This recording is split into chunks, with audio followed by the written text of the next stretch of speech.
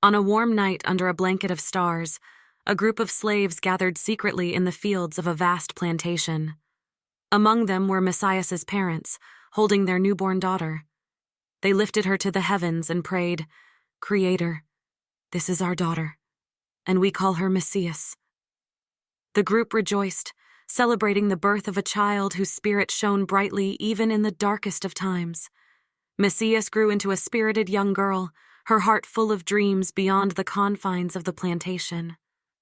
By the time she was 16, she often spoke of leaving, yearning to see the world beyond. Her parents and others cautioned her, explaining the dangers and the impossibility of escape for a slave.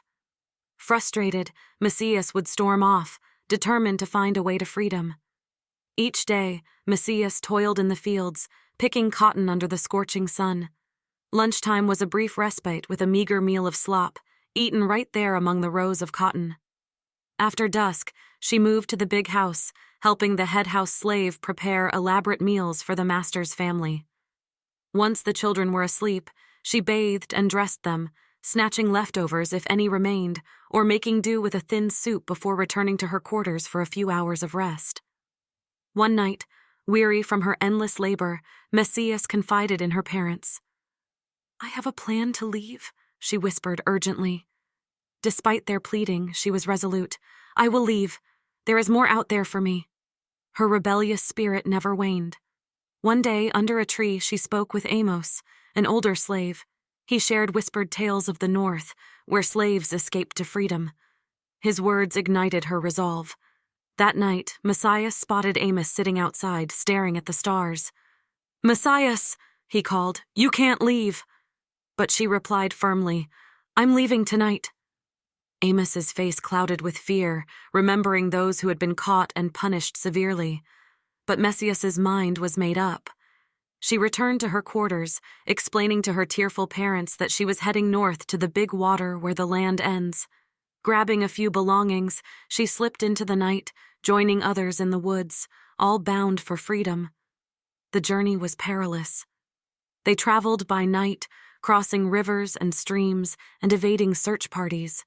At a campfire, a slave leader pointed out directions for them to split up.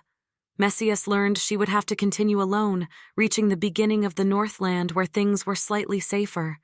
She was scared but determined. In the light of day, Messias walked along a road, fishing and cooking to survive. Eventually, she reached a town where free black people took her in, recognizing her as a runaway. They explained she couldn't cause trouble, as it might endanger others. Messias rested, planning to head to the big water. They arranged for her to work at a nearby farmhouse to earn money. Each morning, Messias walked to the farmhouse, often taking a river trail back, where she met Samuel and his son Benjamin fishing by their house. Their friendship grew over days of brief, pleasant conversations. One night, Messias left the farmhouse later than usual. Trouble was brewing. That night, townspeople, blaming her for an issue at the farm, came for her. The black man she stayed with warned her, and she fled, chased by torch-wielding townspeople. She ran alongside the river, knowing she couldn't go back to the plantation. Reaching a bridge, she realized her only option was to jump. Climbing onto a rail, she hesitated, then plunged into the raging waters. The townspeople watched in shock as she disappeared into the current.